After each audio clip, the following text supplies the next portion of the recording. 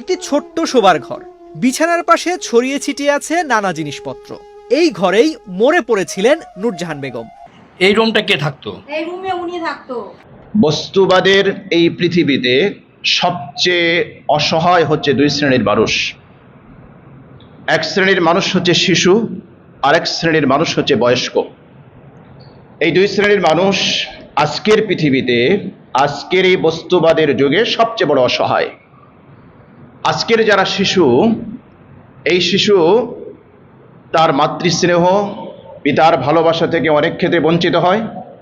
আবার এই সন্তান যখন বড় হয়, সন্তান যখন সংসারের দায়িত্ব কাঁধে তুলে নেয়, তখন বৃদ্ধ বৃদ্ধা, বাবা মা, দাদা দাদি, তারা তাদের ভালোবাসা থেকে বঞ্চিত হয়। কারণ কি?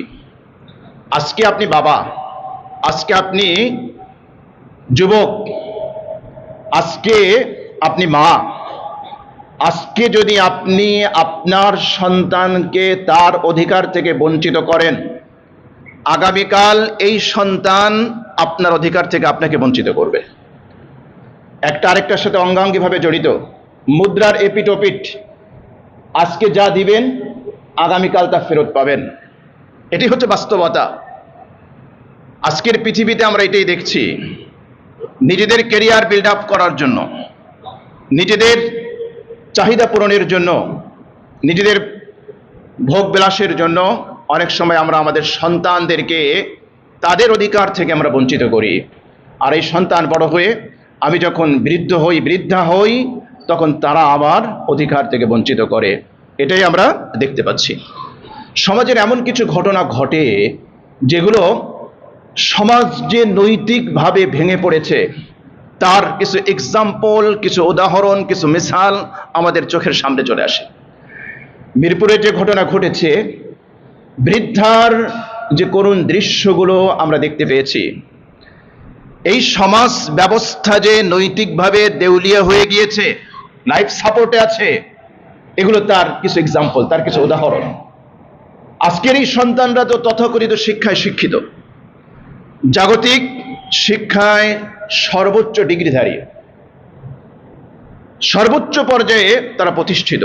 তো আজকে অনেকেই সন্তানদেরকে গালমন্দ করে, সন্তানদেরকে মানুষ ছিছি করছে, তাদেরকে ধিক্কার জানাচ্ছে। আমি বলি, সন্তানদেরকে ধিক্কার জানানোর পাশাপাশি এই পিতামাতাকেও ধিক্কার জানানো উচিত। একতরফাভাবে আপনি সন্তানকে দায়ী করতে পারেন না। আপনি আপনার জীবনের ক্রিম সময়, যৌবনের সবচেয়ে দামি সময়টা আপনি ব্যয় করেছেন এই সন্তানদের ক্যারিয়ার বিল্ড আপ করার জন্য। সন্তানের ভালো স্কুল, ভালো কলেজ, ভালো ইউনিভার্সিটি, ভালো রেজাল্ট, এগুলোর পিছনে আপনার সিংহভাগ সময় চলে গিয়েছে। আপনি এগুলো নিয়ে ফিকির করেছেন। হয়তো আপনার প্রচেষ্টার ফলে আজকে ক্যালিফোর্নিয়ায়, লন্ডনে, প্যারিসের কর্পোরেট অফিসে আপনার সন্তান হয়তো জায়গা করে দিয়েছে। আপনার সন্তান হয়তো ওই জায়গার কর্পোরেট অফিসকে আলোকিত করছে, কিন্তু আপনার ছোট্ট একটা কুঠির, ছোট্ট একটা বাসা, সেই জায়গাও যে আলোকিত করতে হবে, এই শিক্ষা, এই দীক্ষাটা আপনি সন্তানকে দেন নাই।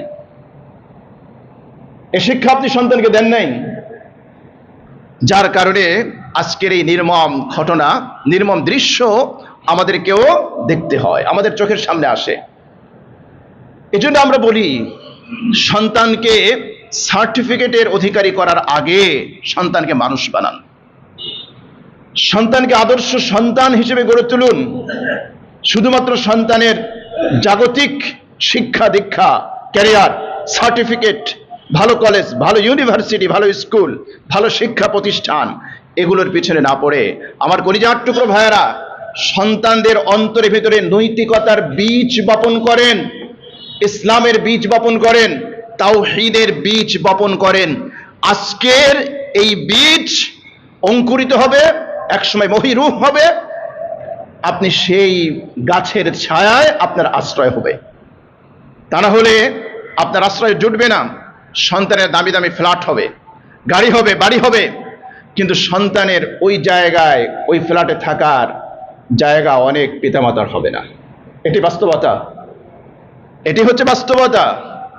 আপনি চিন্তা করতে পারেন, সচিব, বুয়েটের টিচার, অধ্যাপক, শিক্ষক, কানাডা প্রবাসী, মেয়ে শিক্ষিকা, কি বলবেন? মায়ের এই অবস্থা, মায়ের এই দৃশ্য, এটা কল্পনা করা যায়? যে পরিবেশে মা এতদিন পর্যন্ত রয়েছে, আপনি কি চিন্তা করতে পারেন? আপনি ভাবতে পারেন কোন জায়গায়, কোন পর্যায়ে আমরা গিয়েছি, কোথায় গিয়েছে? সন্তানরা বৃদ্ধ পিতামাতাকে অনেক সময় বৃদ্ধাশ্রমে রেখে আসে। এই বৃদ্ধাশ্রম, এগুলো আমি বলি, এগুলো বৃদ্ধদের একটা কারাগার। মানুষ যখন বৃদ্ধ হয়, মানুষ যখন বৃদ্ধা হয়, শুধুমাত্র 3 বেলা 3 মুঠো ভাত, এটি তাদের জীবনে শান্তি বয়ে আনতে পারে না। কত বাবার, কত মায়ের নির্ঘুম রাত কেটে যায় সন্তানের একটা টেলিফোনের অপেক্ষায়।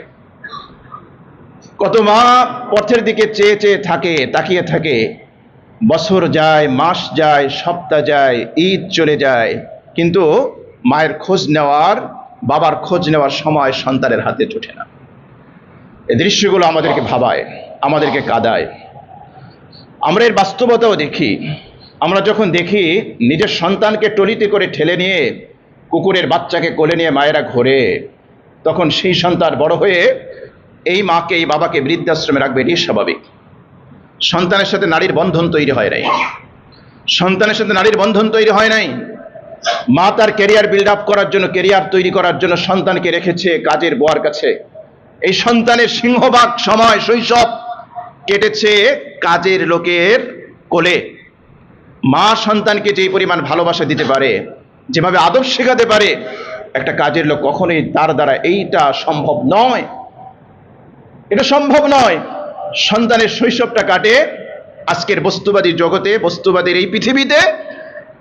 আমাদেরকে বস্তুগত উন্নতির পিছনে ছুটতে ছুটতে আমরা ভুলে গিয়েছি সন্তানের প্রতি দায়িত্ব, কর্তব্য, মায়া, মমতা, পারিবারিক বন্ধন সব আমাদের কাছে ফিকে হয়ে গিয়েছে।